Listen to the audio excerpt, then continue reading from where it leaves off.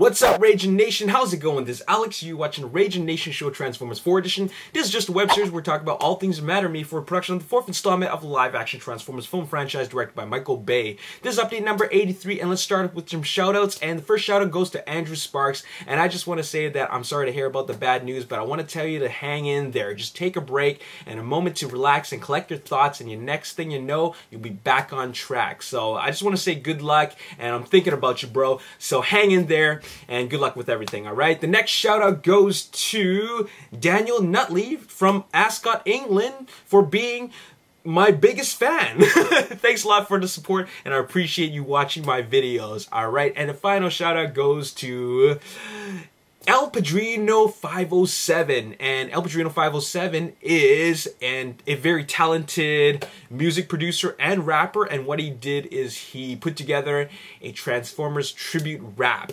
And check out the song. I'm gonna leave the link in the description box below. I heard it. It's pretty cool. There's a lot of mentions of Autobot and Decepticons, and it's very, very cool. So check it out, and there's also a direct download link in the description box below. But let's talk about some Transformers stuff. And you know, the production's already done. Of course, they're working on the post-production.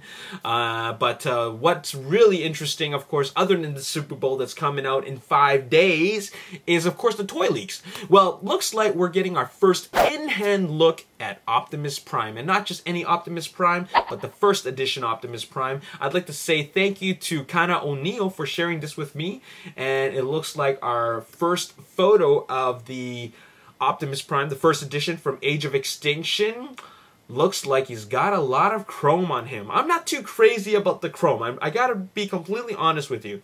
I don't really like the whole chest is all chrome, the shoulders and the thighs, and the rest of it is just gray, like dark gray. And it's really inconsistent because you got the metallic red, you got the metallic blue, but the rest of it is just regular blue and regular red. So it's just completely thrown off a bit. Now, it comes with this huge shield, and also the sword. I mean, this shield just looks completely out of place, but he's got the sword, and who knows what the deal with that is. I mean, with regards to the story. Obviously, there's going to be some weapons fighting in Transformers Age of Extinction, but when it's translated into a toy, it looks kind of ridiculous. Let's take a look at another photo, and it shows that, you know, he's pretty poseable, which is good. I can tell, like, just from the joints, you know, especially where the elbow is, you can see the turning there, and it looks like he's got some pretty decent articulation for posing, and that's a pretty cool pose.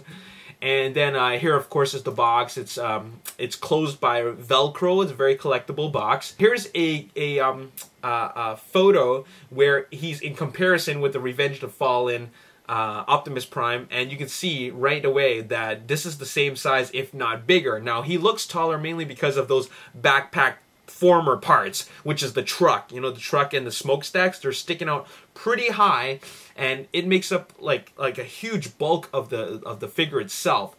And finally, the last photo we have here is in comparison with the MP10, and this is a very big Optimus Prime figure. This is what they call the first edition, the Age of Extinction first edition Optimus Prime, and I think that this first edition, you might as well call it a leader class. I mean, this probably is the leader class, and they're probably gonna like eliminate the whole leader class a line, maybe. I don't know. Maybe they are, and replacing it with this first edition, or this is just the first edition version. You know how when Transformers Prime they released the first editions, and then they released a different version of the figures, like a Bulkhead and RC and Optimus Prime. They were very different from the first editions, right?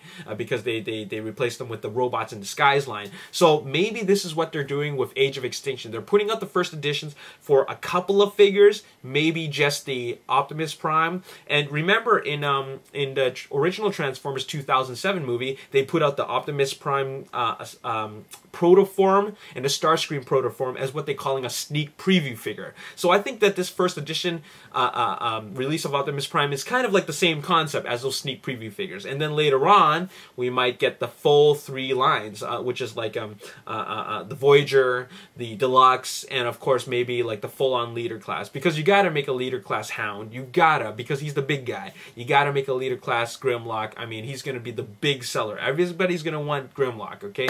So there you have it. I'm not feeling this. I'm really not feeling this. If it goes on sale, maybe. But I have to take a look at it. I have to play with it first, or at least watch someone play with it and see if I really, really want it. I gotta hold it in my hand, you know, open up the box and see if that's really worth 60 bucks, or wait till it goes on sale to 40, but I'm not paying full price for that. That just doesn't look right.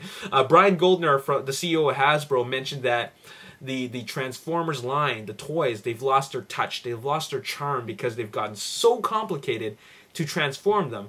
Some people actually get frustrated in the transformations. I can understand that. I've tried to transform the Deluxe Bumblebee, and I had a really hard time with that because I suck, right? But the fact is that these things are really complicated, all right? And they want to bring back the joys of transforming these guys in and out of robot and alt modes, you know, with that simplicity, right? And when you transform it, you get that sense of satisfaction instead of that, whew, that was hard work. I never want to transform them back again. So I understand where they're going with the direction, but hopefully it doesn't limit the complexity and the detail of the other lines, all right? So there you have it. That's all I got to say in this video. I'm going to have more news for you guys. Obviously, Super Bowl is coming. And let's do some collection shoutouts. And the first collection shoutout goes to Sean. And he's got a couple of movie guys. The photo's kind of blurry, but I can still make out who these guys are. And I think that we have we got Sentinel Prime. We got this Optimus Prime with the Jetfire parts. We got the Brawl, which is a great figure, by the way, and a bunch of deluxes, including this guy on the left who he's I forgot what he's called, the white transport thingy.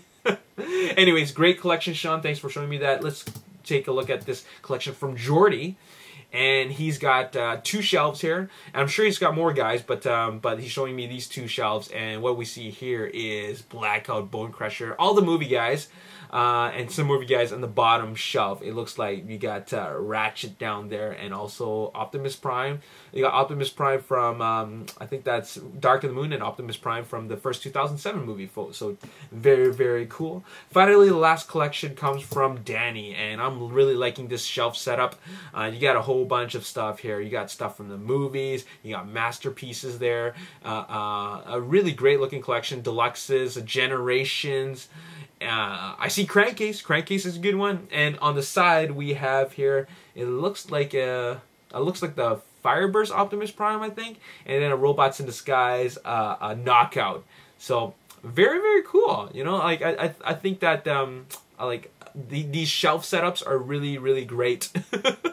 Perceptor is a good looking Autobot. I have him too. Anyways, that's all I gotta say in this video.